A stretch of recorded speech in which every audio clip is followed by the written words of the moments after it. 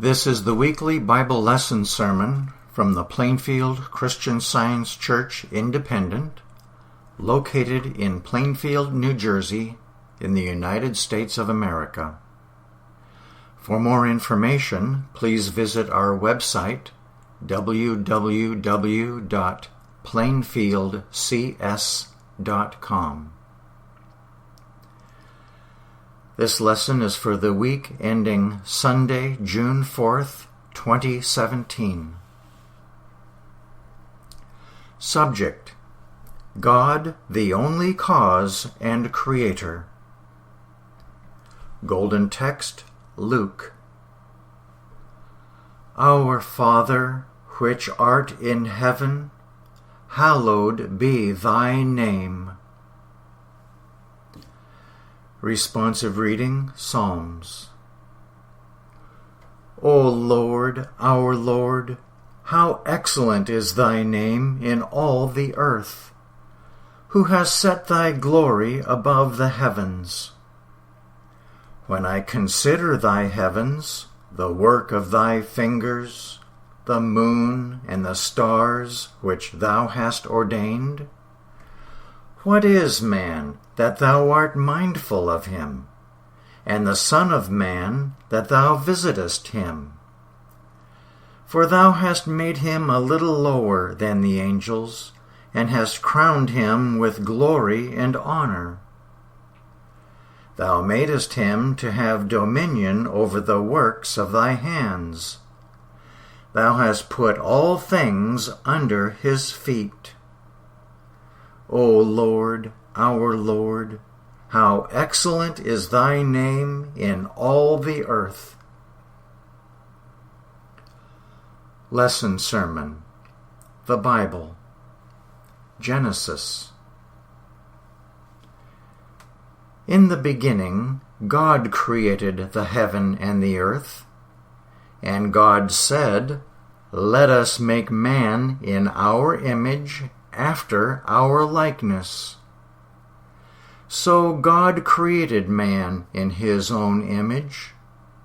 In the image of God created he him. Male and female created he them. And God saw everything that he had made, and behold, it was very good. Isaiah. Thus saith God the Lord, He that created the heavens and stretched them out, He that spread forth the earth and that which cometh out of it, He that giveth breath unto the people upon it, and spirit to them that walk therein. I, the Lord, have called thee in righteousness, and will hold thine hand, and will keep thee, and give thee for a covenant of the people, for a light of the Gentiles, to open the blind eyes, to bring out the prisoners from the prison, and them that sit in darkness out of the prison house. I am the Lord, that is my name, and my glory will I not give to another, neither my praise to graven images. 2 Kings. And it fell on a day that Elisha passed to Shunem, where was a great woman, and she constrained him to eat bread. And so it was that as oft as he passed by, he turned in thither to eat bread. And she said unto her husband, Behold now, I perceive that this is an holy man of God, which passeth by us continually. Let us make a little chamber, I pray thee, on the wall, and let us set for him there a bed, and a table, and a stool, and a candlestick. And it shall be, when he cometh to us, that he shall turn in thither. And it fell on a day that he came thither, and he turned into the chamber, and lay there. And he said to Gehazi his servant, Call this Shunammite. And when he had called her, she stood before him. And he said unto him, Say now unto her, Behold, thou hast been careful for us with all this care. What is to be done for thee? Wouldest thou be spoken for to the king, or to the captain of the host? And she answered, I dwell among mine own people. And he said, What then is to be done for her? And Gehazi answered, Verily, she hath no child, and her husband is old. And he said, Call her. And when he had called her, she stood in the door. And he said, About this season, according to the time of life, thou shalt embrace a son. And she said, Nay, my lord, thou man of God, do not lie unto thine handmaid. And the woman conceived, and bare a son at the season that Elisha had said unto her, according to the time of life. And when the child was grown, it fell on a day that he went out to his father to the reapers. And he said unto his father, My head, my head. And he said to a lad, Carry him to his mother. And when he had taken him and brought him to his mother, he sat on her knees till noon, and then died. And she went up and laid him on the bed of the man of God, and shut the door upon him, and went out. And when she came to the man of God to the hill, she caught him by the feet. But Gehazi came near to thrust her away. And the man of God said, Let her alone, for her soul is vexed within her, and the Lord hath hid it from me, and hath not told me. Then she said, Did I desire a son of my Lord? Did I not say, Do not deceive me? And the mother of the child said, As the Lord liveth, and as thy soul liveth, I will not leave thee. And he arose and followed her. And when Elisha was come into the house, behold, the child was dead, and laid upon his bed. He went in therefore, and shut the door upon them twain, and prayed unto the Lord. Then he returned, and walked in the house to and fro, and went up, and stretched himself upon him. And the child sneezed 7 times, and the child opened his eyes. And he called Gehazi, and said, Call this Shunammite. So he called her. And when she was come in unto him, he said, Take up thy son. Then she went in, and fell at his feet, and bowed herself to the ground, and took up her son, and went out. Psalms. I know that the Lord will maintain the cause of the afflicted, and the right of the poor. Surely the righteous shall give thanks unto thy name. The upright shall dwell in thy presence. I will extol thee, O Lord, for thou hast lifted me up, and hast not made my foes to rejoice over me. O Lord, my God, I cried unto thee, and thou hast healed me. O Lord, thou hast brought up my soul from the grave. Thou hast kept me alive, that I should not go down to the pit. Sing unto the Lord, O ye saints of his, and give thanks at the remembrance of his holiness. Weeping may endure for a night, but joy cometh in the morning. Hear, O Lord, and have mercy upon me.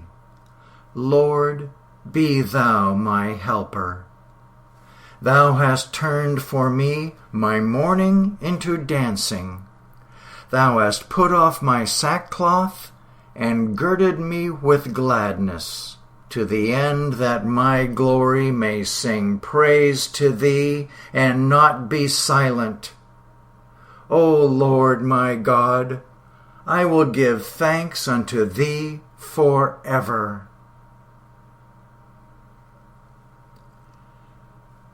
I will now read correlative passages from the Christian Science textbook, Science and Health with Key to the Scriptures, by Mary Baker Eddy. The creative principle, life, truth, and love is God. The universe reflects God. There is but one Creator and one creation. This creation consists of the unfolding of spiritual ideas and their identities, which are embraced in the infinite mind and forever reflected. These ideas range from the infinitesimal to infinity, and the highest ideas are the sons and daughters of God. Creator, spirit, mind, intelligence, the animating divine principle of all that is real and good, self-existent life, truth, and love, that which is perfect and eternal, the opposite of matter and evil, which have no principle, God, who made all that was made and could not create an atom or an element the opposite of himself. In the science of Genesis, we read that he saw everything which he had made, and behold, it was very good. The corporeal senses declare otherwise. And if we give the same heed to the history of error as to the records of truth, the scriptural record of sin and death favors the false conclusion of the material senses. Sin, sickness, and death must be deemed as devoid of reality as they are of good, God. It would be contrary to our highest ideas of God to suppose him capable of first arranging law and causation so as to bring about certain evil results, and then punishing the helpless victims of his volition for doing what they could not avoid doing. Good is not, cannot be the author of experimental sins. God, good, can no more produce sickness than goodness can cause evil and health occasion disease. We think that we are healed when a disease disappears, though it is liable to reappear. But we are never thoroughly healed until the liability to be ill is removed.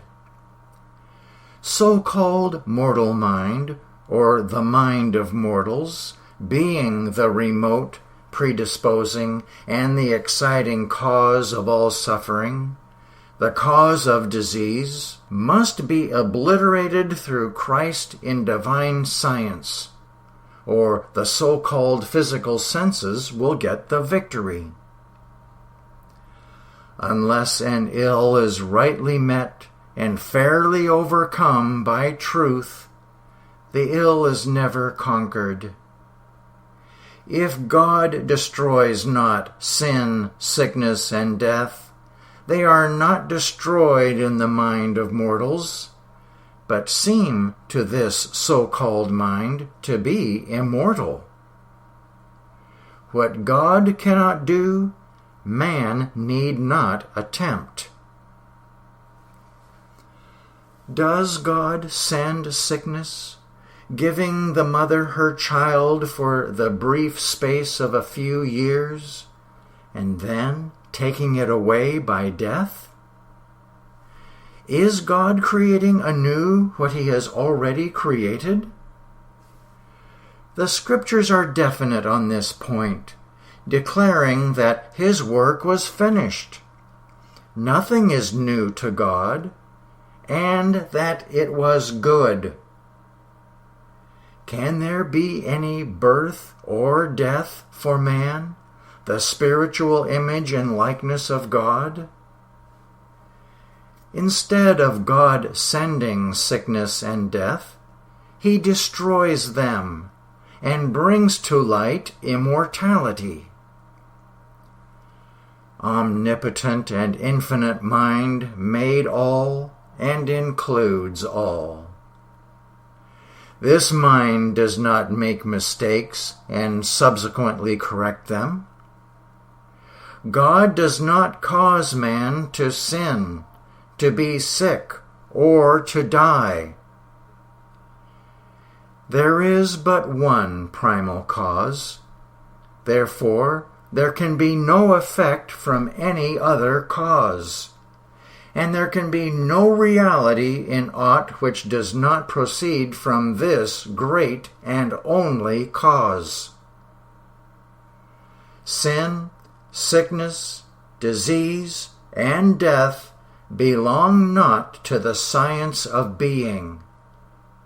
They are the errors which presuppose the absence of truth, life, or love. A blundering dispatch, mistakenly announcing the death of a friend, occasions the same grief that the friend's real death would bring.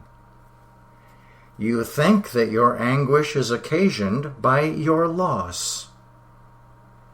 Another dispatch, correcting the mistake, heals your grief, and you learn that your suffering was merely the result of your belief. Thus it is with all sorrow, sickness, and death. You will learn at length that there is no cause for grief, and divine wisdom will then be understood. Error, not truth, produces all the suffering on earth. If a Christian Scientist had said, while you were laboring under the influence of the belief of grief, your sorrow is without cause, you would not have understood him, although the correctness of the assertion might afterwards be proved to you. So when our friends pass from our sight and we lament, that lamentation is needless and causeless. We shall perceive this to be true when we grow into the understanding of life and know that there is no death.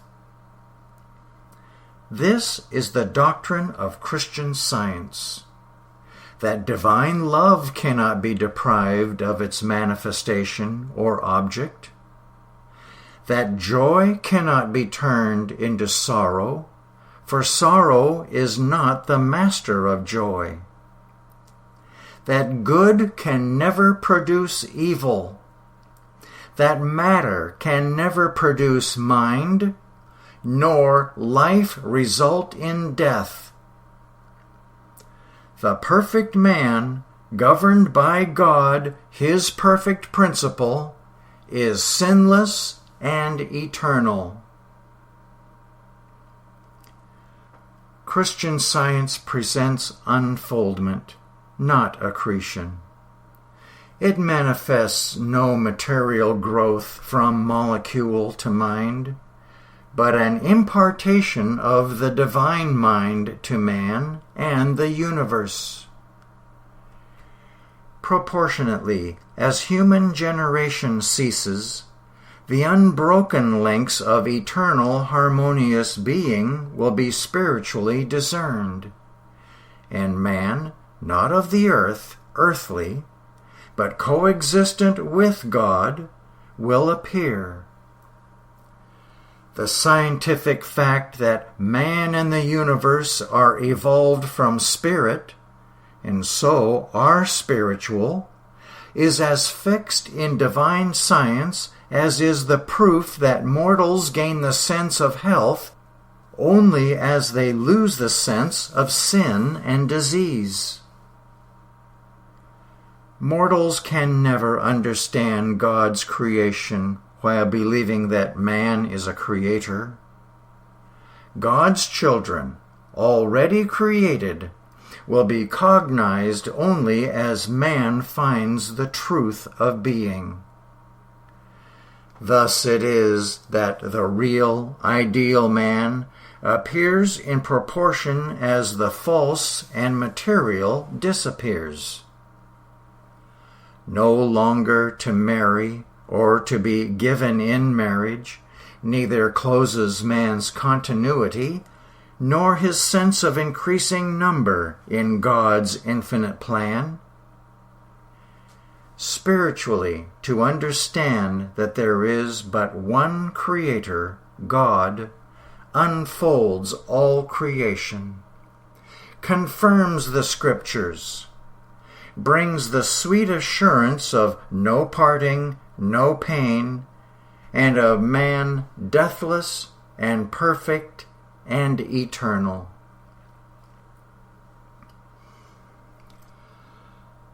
I will now read the 3 daily duties from the Church Manual as given by Mary Baker Eddy. Daily Prayer. It shall be the duty of every member of this church to pray each day, Thy kingdom come. Let the reign of divine truth, life, and love be established in me and rule out of me all sin. And may Thy word enrich the affections of all mankind and govern them. A rule for motives and acts. Neither animosity nor mere personal attachment should impel the motives or acts of the members of the Mother Church. In science, divine love alone governs man, and a Christian Scientist reflects the sweet amenities of love in rebuking sin, in true brotherliness, charitableness, and forgiveness. The members of this church should daily watch and pray to be delivered from all evil, from prophesying, judging, condemning, counseling, influencing, or being influenced erroneously. Alertness to duty. It shall be the duty of every member of this church to defend himself daily against aggressive mental suggestion, and not be made to forget nor to neglect his duty to God, to his leader, and to mankind. By his works he shall be judged, and justified or condemned.